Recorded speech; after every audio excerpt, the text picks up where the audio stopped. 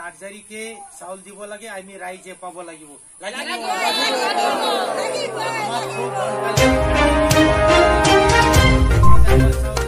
कक्सागुरी गामियाव माइरं डिलार सायख'नायखौ लानानै माखासे रायजोफोरा माखासे अजद लाबोनायखौ लानानै दिनै गामि गोरानि गोख्रों खेंफोरथि।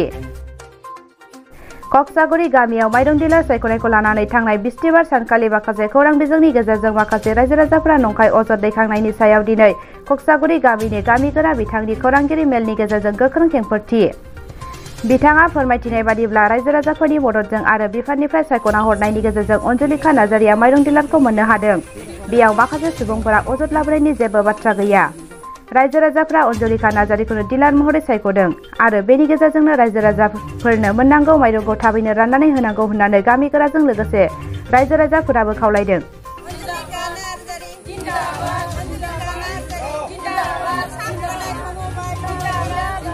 अब्ला जों गभीर सिन्ता खालामबाय जे जोंथ' इलेक्शन पार्टी होनना बुङोब्ला माखासे गाइडलाइन नांगौ आरो मोनसे अर्डार थानांगौ, बाय बे अफिसियेलि मानसिफोरबो थानांगौ। नैबे माखासे क्राइटेरियाफोर गाइडलाइन गैयैयाव जों गोथौ सिन्ता खालामनानै केन्डिडेटआ सासे बेवहाय प्रेजेन्ट जायाखिसै आरो जाय अनजुलिका नार्जारि बे प्रेजेन्ट जायाखिसै आरो बेयाव प्रेजेन्ट गैयैयाव बेनि एबसेन्सआव बिसोरो मा खालामबाय डिसिसन लानानै आं एजे गावबुराखौ दोनथ'या, आंहाबो एसे देहानि उसुबिदामोन, आं लेखा पत्र गासै प्रसिडिंखौ हरजोबदों, मिटिंखौ खुंनो हागोन, जों मिटिंखौ जों मोजां धरनै खालामो। आरो दा नैबे 7 तारिखनि जे मिटिं बेवहाय नेपालि समाजनि सासे बैसो गोनां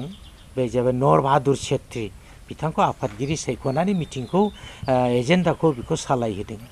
सालायनायनि उनाव बिसोरो लास्टआव बे मिटिंनि डिसिसना बेनो इलेक्शन गेलेनांगौ। बे केन्डिडेटआ सानै ओंखारबाय, राजेश बर्मन आरो बिनिफ्राय नैबे कार्तिक राभा। ओमफ्राय बिनि गेजेरावनो बिसोरो नैबेखौ सिन्ता खालामाखिसै आरो जे अनजुलिका नार्जारि प्रेजेन्ट गैया, बे सासे केन्डिडेट बेखौ लानानै सावरायाब्ला जों डिसिसनखौ लानो हानाय नङा, बेखौ नेया लाबायनो बिसोर इमारजेन्सि हिसाबै मिटिंखौ खुंबाय, इलेक्शनखौ फाथिबाय। जों इलेक्शनाव जेब्ला जों फैयाव ओमफ्राय उनाव जेला खाता पत्र गासिबो लाना उनाव जमा हैदों गावबुरा हिसाबै, होमब्ला बाव 6 तारिखनि मिटिं प्रेसाइडनि बाव आङो सहि खालामबाय। ओमफ्राय नेक्स्ट दिनैनि 7 तारिखनिखौ बिसोरो बे माबा खालामबाय, बे नर बाहादुर छेत्री प्रसिडिंखौ गासैबो फरायनानै नायजोब्बाय आङो। बाव नायबाय बे 96 मोनदों कार्तिक राभा, बियो माने फार्स्टआनो 6था मोनदों राजेश बर्मन, ओमफ्राय अनजुलिका नार्जारिया एकदम ब्लेंकखा आरो ब्लेंक, बिनाव भट गैखाया आरो बे केन्डिडेटआनो गावनि फट' पासपर्टबो गैया, माने बेबायदि सार्ट बानायनाय लिस्ट बानायनाय जादों, ओमफ्राय गैया नालाय भटआ गैया। ओमफ्राय आं तखन बुंदों आरोखि देख' दा दिनैथ' बे बुस्थुआ जोंनि आखायाव थाया, बे जाबाय गभर्नमेन्टनि जिनिस, बियो नैबे जोंनि इलेक्शन बा मिटिं खालामनायनि सिगांनो बियो ओरै अफिसियेलि डिपार्टमेन्टआव जगाजग खालामबाय, एमएलए लिरना हरबाय, इएम सार हरबाय, फरवार्डिं जाजोब्बाय। दा दिनैहाय माने एसिस्टेन्ट डाइरेक्टरा मा खालामबाय, आंनि खोनानो 12तानि गेजेरावनो अनजुलिका नार्जारिनो मोनसे लाइसेन्स इसु जाबाय। बे आल्ला अरिजिनेल सासे लाइसेन्स लानानै फैबाय गभर्नमेन्टनिफ्राय, दा जोंहाबो खालामनांगौ जेबो गैला होननानै नैबे आंनाव थांनाय माखासे कमिटिफोरनि गेजेराव आं बेखौ क्लियार खालामनानै होदों। दा बाथ्रा जाहैदों मैया जोंनाव मोनसे मिडिया फैदों, मैयानि तारिखआवहाय मैयानि तारिखआव जेला मिडिया फैदों, बे मिडिया फैनायखौ आं मिथिया गावबुरा हिसाबै। दा जि हक बाव सानैसो मानसिफ्रा बे खोथाफोरखौ बुंदों जे जोंनि जायहा सिलेक्शन बे बिषयखौ लानानै केन्डिडेटनि बिषयखौ लानानै जों सावरायदों आरो बेवहाय सावरायनायनि गेजेराव केन्डिडेटफोरनावबो सोंनाय जादों जे नोंथांमोनाथ' केन्डिडेट हिसाबै प्रतिद्वन्दिता खालामबाय, दा नोंथांमोना केसखौ 7थानि गेजेराव मात्र सासेल' मोनगोन आरो बे सासेल' मोननाय भितराव जों खावलायो जों रायजोफ्रा नोंसोरखौ सोरखौ गारनो सोरखौ दोननो, सासे गतिके नोंथांमोना उइथड्र खालामब्ला मोजां नामा? खावलायनायनि गेजेराव 7थामबो उइथड्र खालामनायखौ नाखस खालामदों आरो जों खालामा, बाय इलेक्शनखौनो गेलेगोन। दा बाय इलेक्शन गेलेगोन होनना बिसोर बुंनाय बेलायाव जों बेयाव रायजो राजाफोरनि गासै जनगोष्ठिफोरनावहाय जों सोंदों आरो बांसिन बेयाव दानि हिताधिकारी जायफ्रा रेशन कार्ड महिलाफोर गोजा, महिलाफोरनावबो बिदिनो 10-12 जनसो सोंदों आरो बेयाव बुंदों माखासे आखाइ थिखांनानै होदिनि, माखासे बाय बेलटजों खालामदिनि, बेबायदिनो गोबां बुंनायनि बक्तब्यनि गेजेराव जों इलेक्शनखौनो थिग लाबायमोन आरो एफआइ इलेक्शनखौनो खालामदिनि। दा टाइमाबो बिदिनो 3थानिफ्राय 4था जाबाय बेलासिबाय। ओमफ्राय दा नैबे खेत्रआवहाय जों कमिटि दानांगौ जादों। ओमफ्राय कमिटि दानायाव जोङो 7 जनि कमिटि दाबाय सायख'बाय लिरबायबो नामफोरखौ आरो बेनिफ्राय जों 2 नं कक्राझारनि गावबुरा बे जाहैबाय मानगोनां बिपिन चन्द्र बर्मन बिथांखौनो बे भट दैदेननो थाखाय परिचालना कमिटि हिसाबै आफादगिरि सायख'नाय जादों। दा बिथाङा आफाद लाबाय बिनि उनावनो जेब्ला जोङो सिन्था खालामबाय मोनानोसैबो समाबो खोमसि जाला भट गेलेनो उसुबिदा जागोन आरो बे भटखौ हयथ' माखासे 140 जन माखासे साबकार्टआवबो थायो माखासे गोजान गोजानाव थायो रिलिफ केम्पनि मानसिफोरबो दं जों बे भटखौ दिनै गैला लाबायनो पस्टपन खालामनानै गाबोन खालामलाय जासिगोन बेबादि सिद्धान्त खालामनायाव माखासे जोङो बेयाव गोबां गथ' सिन्था खालामना मिटिंखौ जोङो भंग खालामनाय जादों आरो प्रेसिडेन्टआबो इलेक्सननि जाय प्रेसिडेन्ट जादों बेबो भंग होबाय ओमफ्राय जोङो नेक्स्ट थारिखखौ लादों 7 थारिख कार्तिक राभा बेखौ होआलाबायनो अन्जलिका नार्जारिया माब्रै बे लाइसेन्सखौ माब्रै मोनखो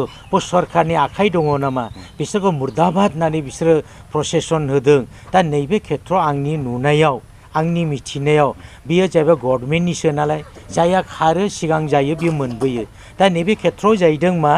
नैबे लाइसेन्स मोननाय बेलायाव बिसोर माखासे जे जोङो बे माइरं लाबोयोब्ला बा रेशन बय बुस्थु लाबोयोब्ला जों अन्जलिकानि आखाइनिफ्राय जाया आरो जोङो जुदि बे अन्जलिकाखौ सिफायाब्ला जों बेखौ खुनु बद्धे मानिया जों बेखौ गोजौआव खारगोन आन्दलन खालामगोन गभर्नमेन्टखौ बिसोरो भुल बेबायदिनो दस्रारोग हरदों नैबे गासिबो भित्तिहीन जाजोबदों आरो बे जुक्तिहीन जाजोबदों खारन होनना बुङोब्ला इलेक्सनखौ जों रायजोआ फाथिनो हा बे गावबुरानो हयथ' आंनो जुदि साथामबो मानियाव जुदि सेलेक्सनाव मानिया रायलायनायाव मानिया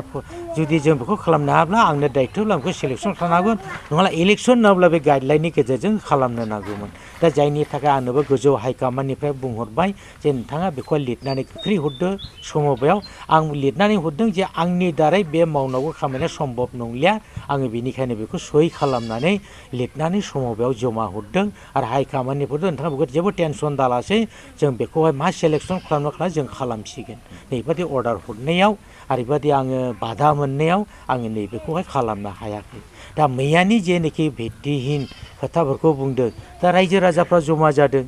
रायजो राजाफोरनो माइरं नांगौ 2 मास बन्द जानानै दङ जोंनो सोर माइरंखौ होफैनो जायनि थाखाय गभर्नमेन्टआबो सिन्था खालामदों जे पाब्लिकआ उखैनानै दङ पाब्लिकनो नांगौ माइरं रिलिफ नांगौ नैबे रिलिफफोरखौ गोख्रैनो थाबै मोननांगौनि थाखाय जे गभर्नमेन्टआ मोजां सिन्था धारा खालामदों दिनै जोंनो जायखौ दिनै